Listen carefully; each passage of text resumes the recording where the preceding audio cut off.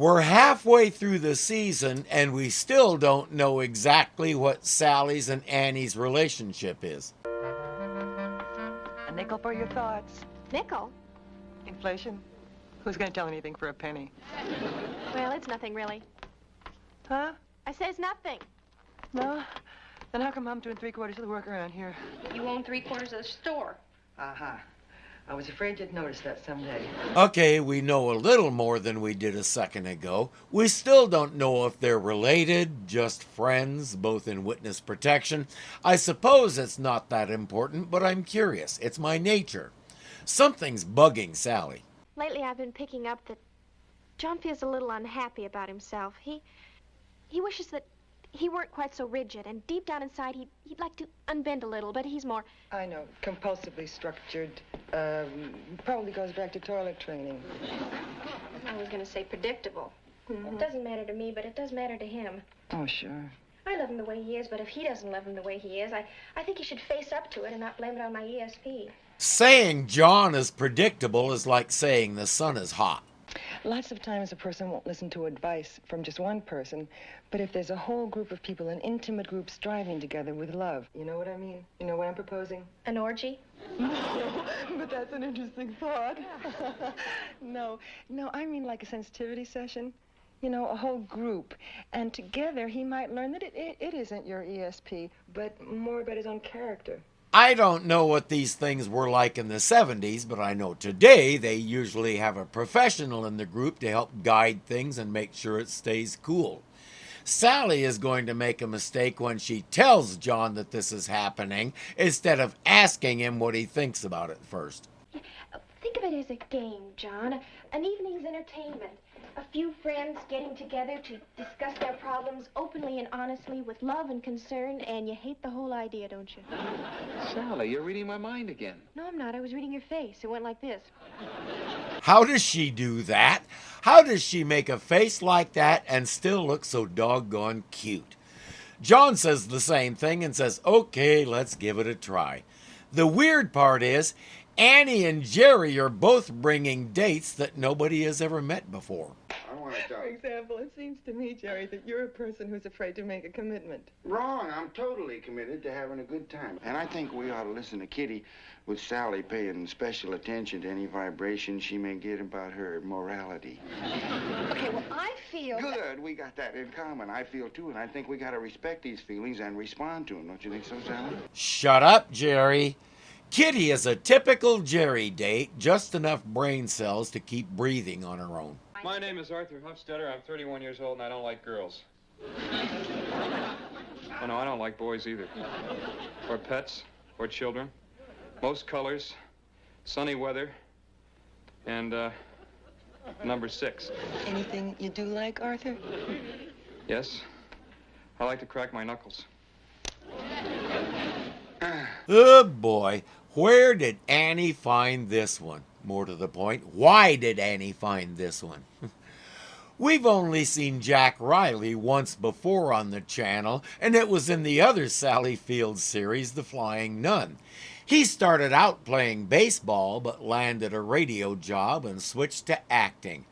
He got some help from a friend in radio that some of us might recognize for his other work. His name was Tim Conway. He helped Jack break into the field, and Jack was pure comedy. His deadpan delivery and Mo Howard haircut made him a favorite, and he spent lots of years doing character comedy. In later years, he started doing cartoon voiceovers and was equally successful. In particular, if you're a 90s kid or beyond, or raised some of such, you probably know his voice.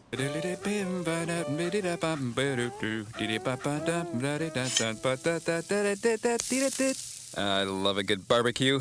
Sally wants to get down to their issue. My name is Sally Burton, and I've got a secret. My name is John Burton, and I have no secrets. That's the crux of the problem. Would you explain crux? Well, your crux is... Crux. That means more than one crook. You're welcome. My wife has ESP with me. She knows almost my every thought. You don't mean really? You know what ESP is? Of course, extra sexual person. Oh, good. I just wanted to make sure. I like how neither Arthur nor Kitty... Oh, wait, check that. I like how Arthur doesn't question this at all. And because she can read my mind, my wife finds me predictable. Predictable how far ahead. If it's a minute or two, then yeah, she can predict it because she read it in your mind. If it's a few days or more ahead, you're predictable, dude. She read in my mind this morning that I wouldn't care to go skydiving. Skydiving? Think that's fun? I'm sure it is for some people. I don't think I'd like it. Lots of people aren't interested in going skydiving. I wouldn't mind trying it once, but if I never get to, I won't lose any sleep over it. I'm not sure how reading his mind about that makes him predictable, but in any case, Sally disagrees. I say it's not my ESP that makes him predictable, but it's his basic nature. And I say, if I knew almost your every thought, I'd find you predictable, too. Let me get this straight. Sally, you say he's an uptight, stuffy, predictable establishment type, right? Oh, Jerry, that's really helpful for you to put it in such a diplomatic way. Thank you. Despite the less than ideal wording, yeah, pretty much. She says it's just how he is. He says her ability to read his mind means nothing he does can surprise her, so he's predictable. To her chagrin, she finds everybody else agreeing with John. Look, if we could all read each other's minds, wouldn't we all be predictable? That'd put us all at a big disadvantage. I'm glad nobody can read my mind. I don't know. I think a little light reading now and then might be refreshing. It's not because I can read his mind, it's because I know him. Yeah, but you got a big head start. This is not how Sally expected things to go. She's quite upset. That was a very interesting evening, Sal. Go on, you're supposed to tell me whatever you're thinking. Well, I was remembering how I thought you'd hate the whole idea and wouldn't want to go along with it. See? You're mistaken, huh? I certainly was. I thought I'd enjoy it. Well, we made progress, Sal. It's not important who's right or wrong. So, this time, you were wrong. They can't resolve this and will go to sleep angry. John isn't helping. We had 4 objective people over, right, to discuss both of our points of view. They all agreed with me. Give her time to process it, John. Rubbing her nose in it makes it worse. Morning, John. Morning, Angela. Oh, Thursday already. I beg your pardon? I just didn't realize it was Thursday. Oh. But now you do? Is it painted on my forehead? No, you're wearing your brown suit. You always wear it on Thursday. It's too bad Angela wasn't at that sensitivity session. Angela, your hair looks funny that way. I'm sorry. That was unfair, that was unkind, it was untrue. I apologize. It's okay. You're always a little jumpy toward the end of the week. Guess what she's telling you, John? I don't think he has to guess. The crap expression says he gets it. Good morning, Mr. Metcalf. Morning, John. I've just been finishing the preliminary strategy on the Moss case. I want to talk to you about that. Good. I could use all the help I can get, especially with Dono on the prosecution. Well, that's part of it. I've been having some second thoughts about a defense, and I think it might be better if I let Henshaw handle it instead of you. Basically, a straight-ahead defense is what this guy is expecting, and he thinks Henshaw is more likely to come up with some surprises. What do you mean, sir? That my plan of defense would be, predictable? I wouldn't say predictable. How about classic? Sir, don't you think it's a little late to make a change? No, not really. This is only, Thursday, right? There's 2 even more objective people who agree with Sally, John. These people know your habits better than you do. And by the way, classic is how dads like me describe our dad jokes. The thing I object to is taking virtues like reliability and logic and making them sound like faults. The thing I object to is an empty relish bowl. Here's the way it started. Sally said that she could predict that I wouldn't dare jump out of an airplane. Hey, can you do something about that? So I'm cautious. I look before I leap, and maybe instead of leaping. Does that make me totally predictable in every way? No, things like the brown suit on Thursday make you predictable, and maybe jumpy, as Angela said. Jerry, you were there. Was I really like that? John, you want some advice? Yes. You shouldn't wear that brown suit. It makes you buggy. Told you. What are you sulking about? I'm not sulking.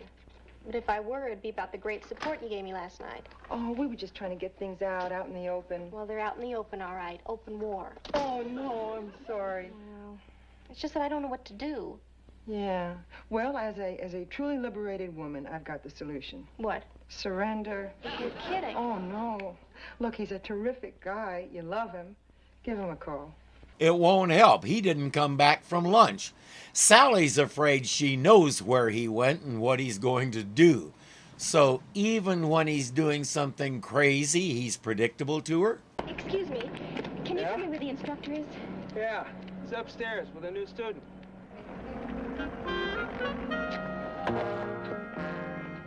Oh, John.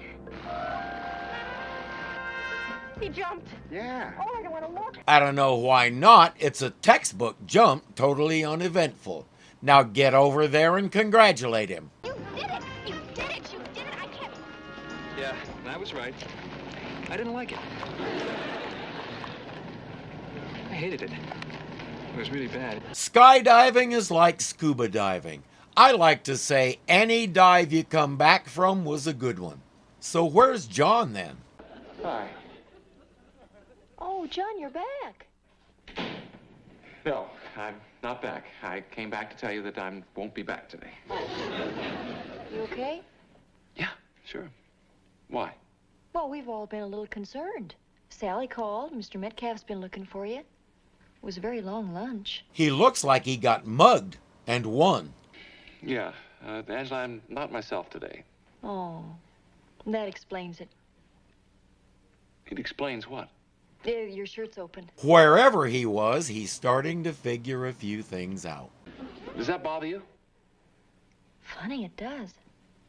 I guess it's just not characteristic. Yeah. Place for everything and everything in its place. Is that it? Well, John, how would you like walking through a door that said law offices and finding a massage parlor? Cancel that question. Gladly, because I don't understand it anyway. What exactly did she have in mind? Angela, do you like knowing that I will leave each day for lunch and I'll be back at exactly 2:15, that I will wear my brown suit every Thursday, and that my tie will always be neatly tied?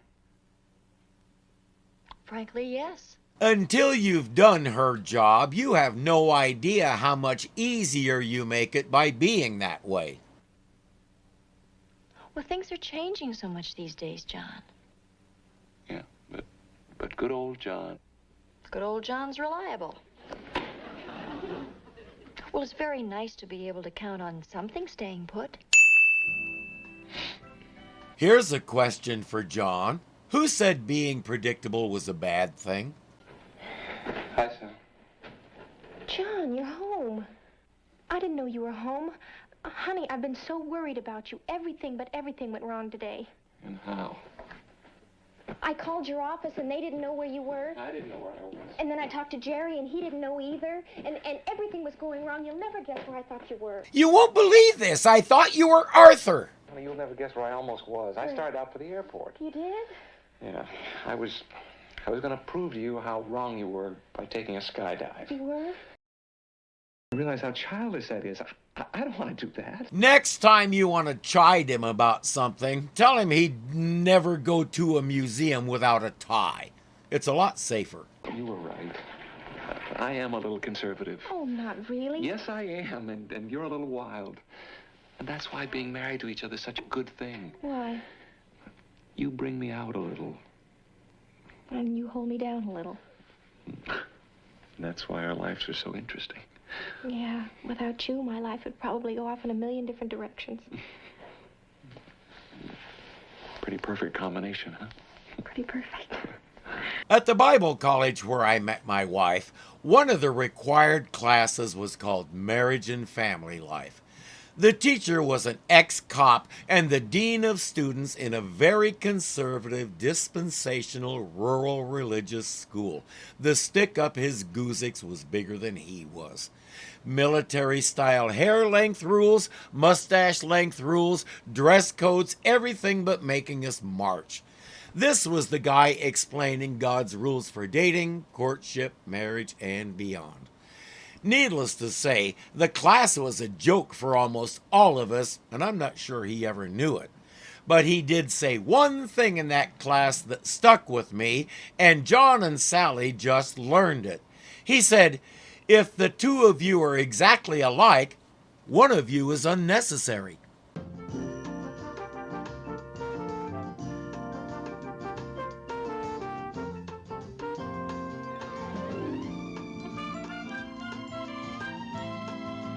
Professional in the group, a professional sensitivity, not military,